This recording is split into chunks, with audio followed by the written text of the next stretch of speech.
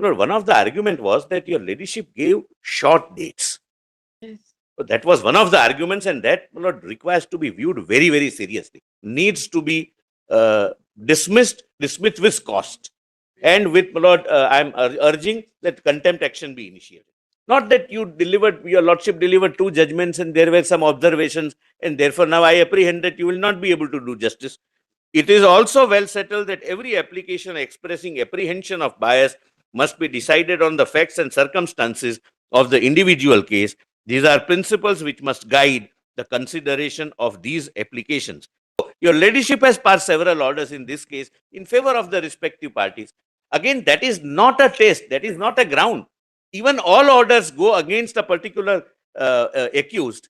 So that is no ground for apprehending bias. It has to be an intelligent, reasonable man conceiving the facts as they exist.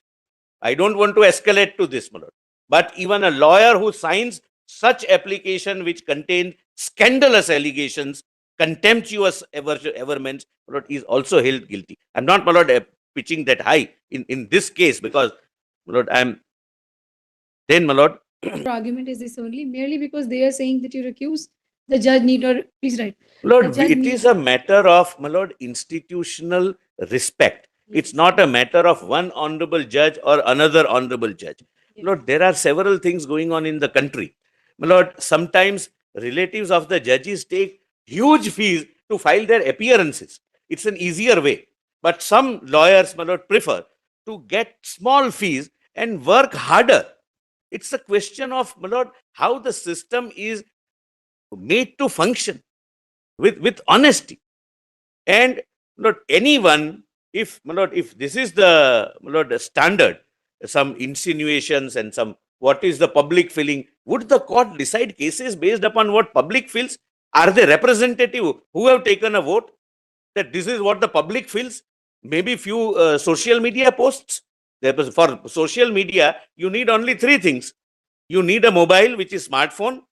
You need data, and you need lot of time. If three are there, then you have social media. You criticize Donald Trump also. You do not manage your own budget, home budget, but you will say that this Dr. Manmohan Singh did not decide properly about budgeting provisions. So this is all, my lord, this is a imaginary world. We don't go by the media posts. And, my lord, now, my lord, yes, my lord, there is one factor.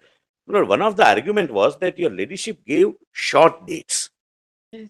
So that was one of the arguments, and that, my lord, requires to be viewed very, very seriously.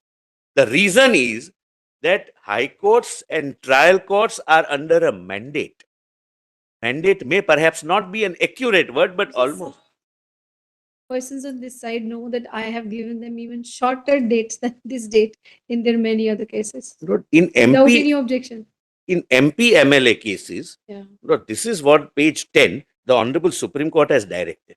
What your ladyships are That's doing, standing order. other cases are, the people do not understand this. This bench is not taking up only MP MLA cases. Other cases of the similar nature also come.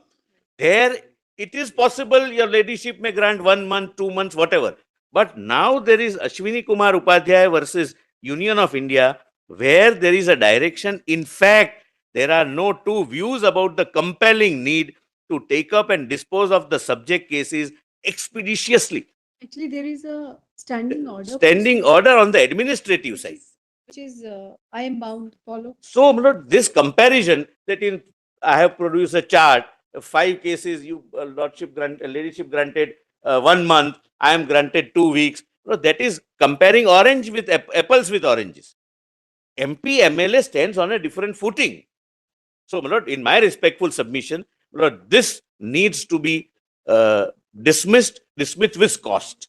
And with, my lord, I am urging that contempt action be initiated. My lord, these are the judgment compilations. I'll share it with my learned friends. And if your ladyship would like to go through the... Yes, it's so. Result, acceptance of such a juvenile argument, if I am permitted to say so, is accepted. Please have a look at my affidavit in reply, which has remained unrebutted, and I have placed on affidavit. I don't wish to name annexure 2 of my affidavit to this recusal application, and nobody has disputed this because it is not disputable. These are all facts on record. Lord, look at the honorable judges from the Supreme Court to this honorable court and other high courts who have attended the functions organized by Adhivakta Parishad, which is a bar association, and spoken on the subjects of law.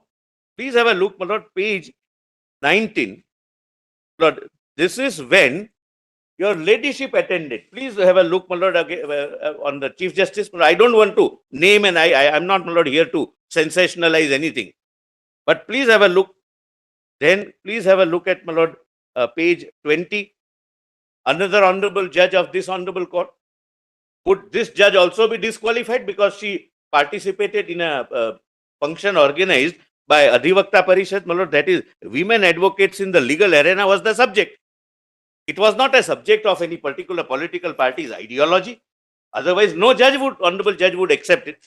Then next, please have a look, my lord, one sitting honorable judge of the Supreme Court with your ladyship, and the subject was same.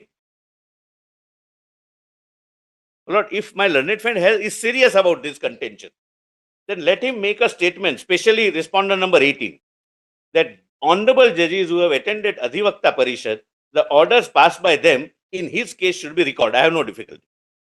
Because I don't want to again sensationalize. His bail is granted by one of the honorable judges of the Supreme Court who attended the Adhivakta Parishad. So can this, I'm posing a question to myself, it's, my lord, disheartening that someone has the, my lord, I'll not use any adjective, but someone can even raise this contention. Please, my lord, have a look at the, my lord, luminaries who attend this function, and most of them are, my lord, sitting judges.